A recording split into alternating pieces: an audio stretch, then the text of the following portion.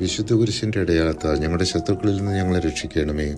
ഞങ്ങളുടെ തമ്പുരാനെ, പിതാവിൻ്റെയും പുത്രൻ്റെയും പരിശുദ്ധാത്മാവിൻ്റെയും നാമത്തിൽ ആമേൻ.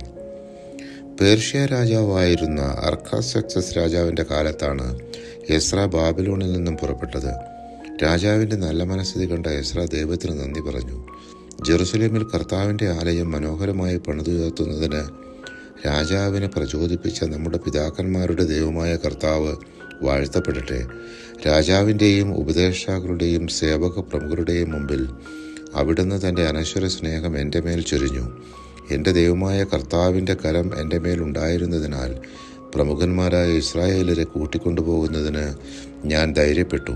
എസ്രാ 7-ാം അധ്യായം 27-28 തിരുവചനങ്ങൾ.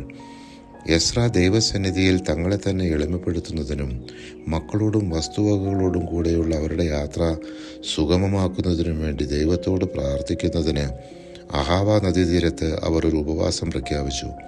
അവർക്ക് വഴിയിൽ കർത്താവിൻ്റെ സംരക്ഷണമുണ്ടായിരുന്നു. അവർ ജെറുസലേമിലെത്തി. ഷെറബിയയും ഹഷാബിയയും അടക്കം 12 പുരോഹിതന്മാരെ എസ്രാ തിരഞ്ഞെടുത്തു. ഇസ്രായേൽ ജനം തങ്ങളുടെ ദൈവത്തിൻ്റെ ആലയത്തിനു വേണ്ടി കാഴ്ചയായി അർപ്പിച്ച സ്വർണവും വെള്ളിയും പാത്രങ്ങളും എസ്രാ പുരോഹിതന്മാരെ ഏൽപ്പിച്ചു. മടങ്ങിയെത്തിയ പ്രവാസികൾ കർത്താവിന് ദഹനബലിയും പാപപരിഹാര ബലിയും സമർപ്പിച്ചു.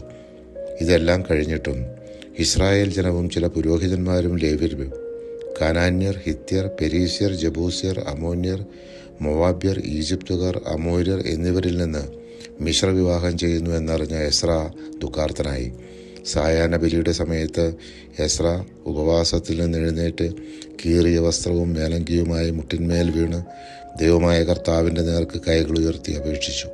എൻ്റെ ദൈവമേ, അങ്ങയുടെ നേർക്ക് മുഖമുയർത്താൻ ഞാൻ ലജ്ജിക്കുന്നു. എന്തെന്നാൽ ഞങ്ങളുടെ തിന്മകൾ തലയ്ക്ക് മീതെ ഉയർന്നിരിക്കുന്നു, ഞങ്ങളുടെ പാപം ആകാശത്തോളം എത്തിയിരിക്കുന്നു. എസ്രാ 9-ാം അധ്യായം 5-6 തിരുവചനങ്ങൾ. പരിശുദ്ധാത്മാവേ, തിരുവചനത്തിൻ്റെ അനന്തശക്തിയാൽ ആത്മാവിൻ്റെ ബലങ്ങളും ദാനങ്ങളും നൽകി തീക്ഷ്ണതയാൽ ഞങ്ങളെ ജ്വലിപ്പിക്കണമേ. ആമേൻ.